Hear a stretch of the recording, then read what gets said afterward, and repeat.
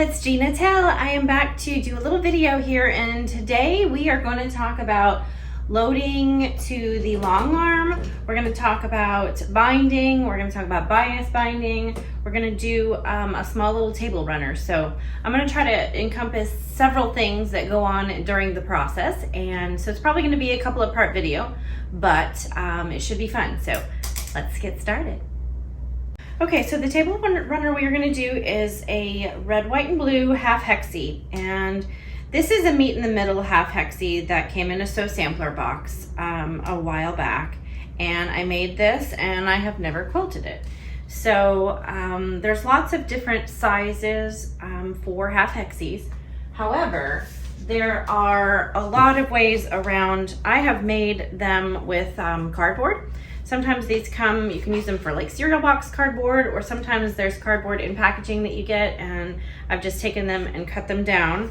And I also sometimes put washi tape on the side if I, like if I start to cut into the cardboard with my rotary cutter. So sometimes that just sort of helps, I don't know. But anyway, I thought I'd show you that. And then there's also a template plastic. And the template plastic is really great for cutting out different types of templates.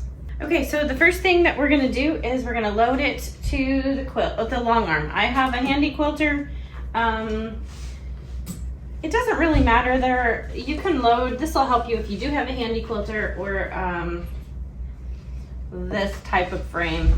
Basically, what I do for all quilts is I take the backing and I fold it in half to get the halfway point. And then the halfway point goes on the halfway point of your leader, on the back and the front. And so when I ask you to send me quilts that are square and backings that are square, that's why, because this part is gonna go onto the leader, and if this is cut all wonky, it's very hard to make the backing lay flat, and if it doesn't lay flat, there could be puckers. So the sides over here, I don't necessarily care. I kind of just chopped that with a pair of scissors. So I don't really care about the sides, but the top that's going onto the leader and the bottom that's going onto the leader, I like them nice and straight. So that's what we're doing here. So I'm just gonna take my pins and we're gonna pin all the way across. I do not use the red snappers. I've had a lot of people ask me if I do and why I don't. I don't really have an answer except for just, I like the precision to be able to use the pins. I'm sure that the red snappers are great, and I'm sure other people get good precision. I'm just sort of a creature of habit, and this is what I started doing, and so this is just easier for me. I've gotten pretty good at it, so. Okay, so we're just about done loading the top, and I load it to the back bar first. And I always have pins in my mouth, sorry. Okay, so it's gonna go on the back bar first, and then it comes up underneath this bar, and then we're gonna come through, and we wanna make sure that the pretty side is facing down towards the floor. And so on my leaders, I have just a permanent marker that I have marked the center points of the leaders. If you're new to long arm quilting and you're trying to figure all that stuff out, just fold them in half and mark a mark with a permanent marker, and then that way you'll have your centers on there. And so this bar right here in the center, that is what you're supposed to use to load your quilt top. And I float mine, so I don't ever really use that. Sometimes I take it off, but honestly I like it on there just to kind of keep things. Could you say that again? My apologies. I couldn't hear what you said. I am upsetting my watch apparently. So anyway, before Siri interrupted me, I don't really load the quilt tops onto the bar. I just float mine, and I don't really know why that is either, except for it just seems faster and easier. I like it that way, and this bar kind of keeps it flat. So I'm gonna roll it over here, And then I'm gonna roll this part. And then what we're gonna have is our backing. And then we're going to make sure in real life that your, my seam is not quite right, not quite centered on this particular one because it's small and I don't care, and it's not pieced on the back. So I'm just gonna have it offset just a little bit. But if you're loading a large quilt, and especially if it has a pieced backing or there's something in the middle, that's really important to make sure you load your centers of your back and the centers of your quilt all centered together. But this one doesn't matter because it's so small and it's mine and I don't care. Okay, and so then you're gonna use your little bungees to pull it, and they don't want to be, you don't want them to be super tight. You just want them to be pulling it so that it's just taut but not crazy tight, because that can cause tension issues if you do that. And so I'm just gonna use one. Honestly, one is probably fine for this small project. Okay, so I laid this top on there just to show you it's gonna fit, and I know that my backing is the correct size. And so I'm gonna put some batting on there, and I always keep my leftovers. This one should be just fine. And let's flip it this way. So there's a right side and a wrong side for your batting. There is, you can tell on the back side after you kind of get used to it, but there's a coating on the back, and then there's the top part. And so I think there's a lot of people, there's a little saying that the dimples go on the back and the pimples go on the front, or I don't know. It's a silly saying, but it basically, the side that looks like there's been pushed in and the side that is coming out is the bottom. So we're gonna lift this bar up and put the batting in there, and I'm just gonna line it all the way up to the top. And then I'm gonna put my quilt in there. And again, we don't really care if it's centered on this one, as long as there's enough space on the two sides and the top so that it's not gonna crash into anything, and then it's fine. All right, and then we're gonna pull it tight, but not crazy tight. And I think we're just gonna use one over here also. And I'm just gonna stick that kind of in the center. And then on all quilts, I always look underneath. Some people use mirrors. I have a flashlight back there, and I like to just peek my head down there and make sure that it doesn't look like there's lots of puckers and weird things. So I'm gonna use a glide. It's linen, and since this isn't super white, I'm just gonna use linen for this one, because the white on it isn't crazy white, and the linen is just it's a perfect white in my opinion. Okay, so what we're gonna do is we're gonna baste it down. My baste on this machine is not working, and I'm not sure why, but I need to have my service guy come out. But I'm just gonna do it, and I'm not gonna worry too much about, I'm gonna kind of just barely hit it, since my base is for some reason not working. I'm just barely clipping the edges of it just to keep it where I want it.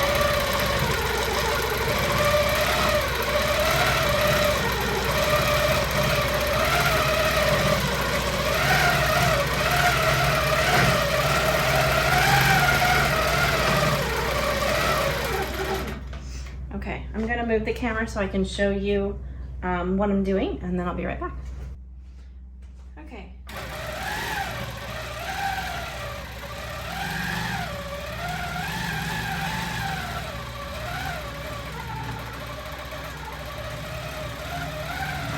So I'm just getting like a part here and then another part there. I'm not following the line exactly. I'm just keeping this part to it down so that it doesn't move around. The binding is going to cover all that up.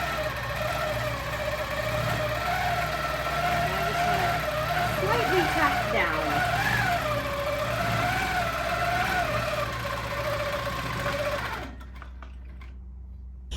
Okay, so now that we have our Tablerunner loaded, we're going to look at the screen here, and I'm going to show you a little bit. It may be hard for you to see, but this, I'm using a Pro Stitcher, and I have a handy quilter. I have two handy quilter long arms. I'm using my smaller Avante right now for this small Tablerunner. And because the Tablerunner has the jagged edges from the half hexie edges, what we're going to do is, I've already done it just to show you. And what we're going to do is we're going to go, when you've gotten everything loaded, you're going to go to the area, and you're going to create an area based on what you have to sew here. So if you're working on something, let's say you make this same hexagon runner and you're working on it, you're just going to start at a certain point. It doesn't really matter what point you start at, you're just going to start and end at the same point. So I'm going to move the camera down just a little bit. And so basically what we're going to do is you're going to start here and you're going to hit multi-point right there. And multi-point is, you're going to start here at a multi-point, and then you're going to go here and hit multi-point. And then you're going to go here and hit multi-point, and then you're going to go here and hit multi-point, here, here, and you're going to do it all the way across the entire project that you have. So normally speaking, when I'm setting up an area for a quilt, it's square. And so I would go to area. I'm going to move you back up now. And so normally if I was working on just a typical square quilt, I would go to the area tab, and then I would just go to to corner, and I'd start at the left corner, and then I go over to the right corner, and you just set up your area that's like that. But when you have anything that has different sizes, it's not just your standard square or rectangle, you're going to want to use multi-point, and then you just go from one small area to the next, to the next, to the next, and each time you stop, you hit multi-point, and then the computer will draw out what we have here, which is just like that. And so then once we have the area set up, then I go to File, and then I go to Design, and I pick out a design.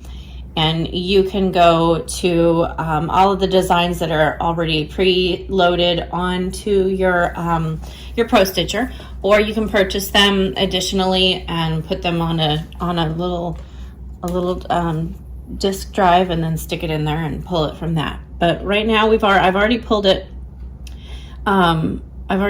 So where we have it right here, and I've decided to make the design 4x4. So I want it to be kind of small. So it says right here, there's a little bit of a glare from the window, but it says right here 4x4. So we changed the size, and that makes it right here. And then what we're going to do next is go to repeat, and then we're going to go to fill, and that's going to fill up the space. And then since there is a red and a green dot, that means that the design hasn't locked together yet. So we're going to, on a horizontal, we're going to close the gap, and it's going to close them and close them and close them until there is a little black dot, which there's a black dot. And then we are going to add one more vertical, and we're going to add, actually we're probably going to need to add that many verticals. And so now we've got 4 rows, but the space in between the 4 rows needs to be less so that our design is much closer together.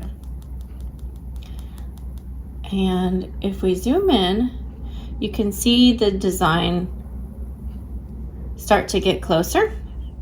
And now I will go back out, and so now we can see what it's going to look like. And then the next thing we're going to do is we're going to hit baseline. Baseline is going to make those black dots go away, and it's going to connect all of your designs and your rows together. But now we have all these extra pieces around the outline for our quilt. And so what we're going to do is we're going to modify it. And then we're going to go to crop. And then we're going to crop. There's a crop inside and a crop outside. And we are going to want to crop the outside. We want to leave the inside of our area that we've created. We want to leave those there, and so we're going to crop the outside. And then it's going to leave all those little green and red dots. That's a starts and stops. And so if we go to close the edges, that will remove most of them. Sometimes, depending on the design and how many you have repeated, sometimes it will leave a start and a stop here and there. But oops, sorry. But mostly it's going to make it so that it looks just perfect. And then there is that little green dot is our start point. And so what we're gonna do is we're gonna go to the green start point, and I'm gonna move the camera in a second so that you can see from above, see it stitch out. So that's what we're gonna do. We're gonna go to that green point and we're gonna start it. I guess before we wanna do that though, we want to baseline it again, and that will, I am not a handy quilter educator, so I cannot explain the exact details behind baseline. Basically, it is just it saves it and locks what you have created and tweaked and changed. Each time that you tweak and change it, it just locks things together. So you still have to save it, but baseline is basically just kind of like a save between steps.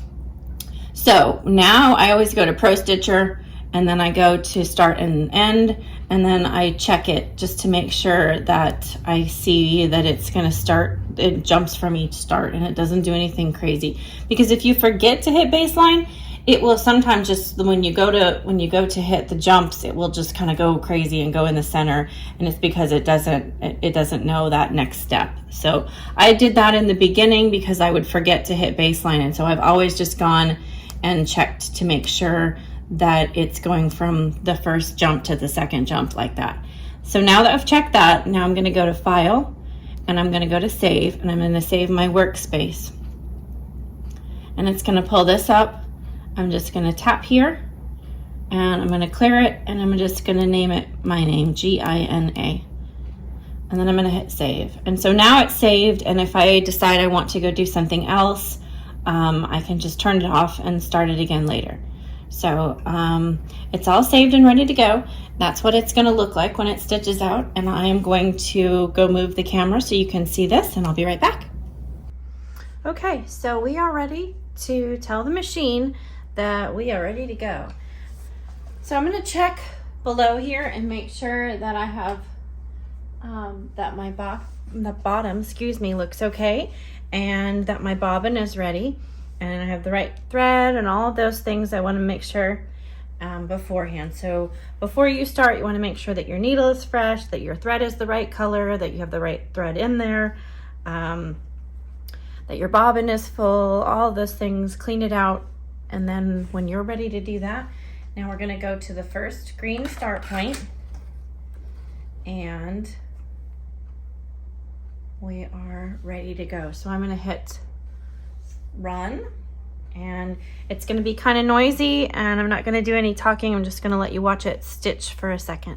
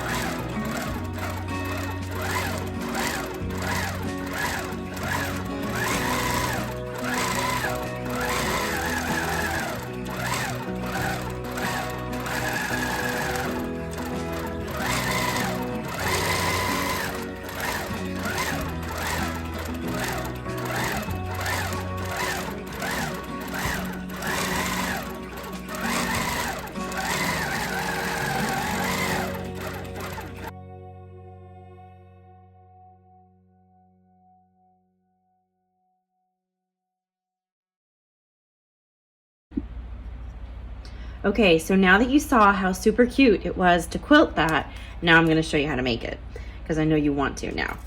Okay, so these are just half hexies, and you can, like we talked about, you can use any half hexie that you already have. You can make one with cardboard or the template plastic. You can make it any size. This one I think was 8 inches. This one is a 5-inch. I'll link some down below that I like. And so what I did was I just used a charm pack, and so that's 5-inch squares, and then you just basically cut out the 2 pieces. You're just cutting the corners off. And so you're going to need at least 2 from each fabric. So have some fun with whatever size you want to do for your table. You might want it really long, or you might want it wider.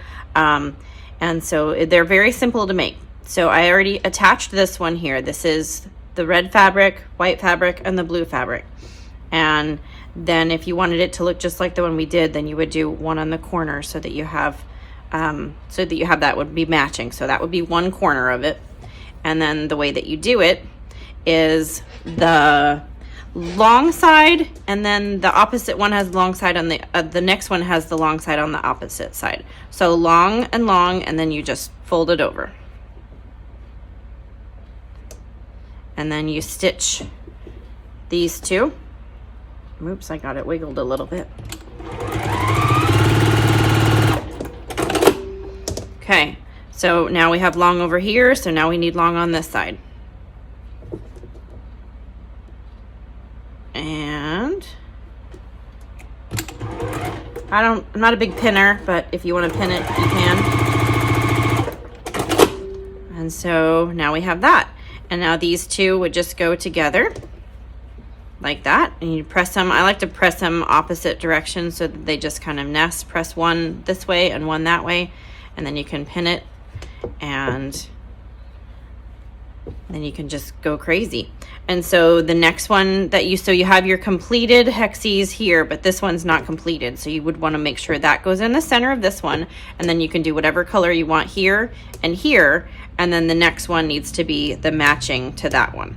And so you just alternate, and you don't need a pattern. You just need to pay attention to whatever fabrics you have, and then just go crazy. So I can't wait to see if anyone wants to make this, and please make sure that you tag me, because I want to see when you post.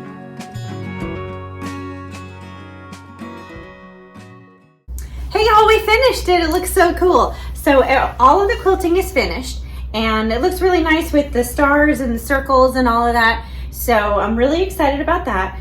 So what we're going to do next is we're going to take the quilt off of the frame, and then we are going to trim it around the jagged edges.